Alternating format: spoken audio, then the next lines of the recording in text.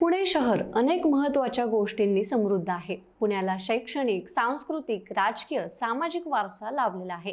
अनेक मोठ्या आणि ऐतिहासिक वास्तू देखील पुण्यात आहेत।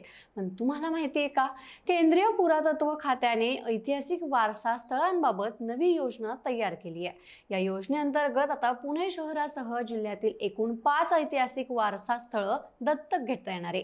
पुरातत्व स्थळांच्या संवर्धनासाठी केंद्रीय पुरातत्व विभागाकडून अडॉप्ट अ हेरिटेज ही खास योजना तयार करण्यात आली आहे। यामध्ये शनिवारवाडा, आगा खान पॅलेस, पाताळेश्वर लेणी, लोहगड, कार्ला लेणी आणि भाजे लेणी या पुण्यातील 5 वास्तू दत्तक घेता येणार आहे। म्हणजेच काय तर पुणेकरांना आवडणाऱ्या या 5 प्राचीन वास्तू आता तुम्हाला दत्तक घेता येणार आहे।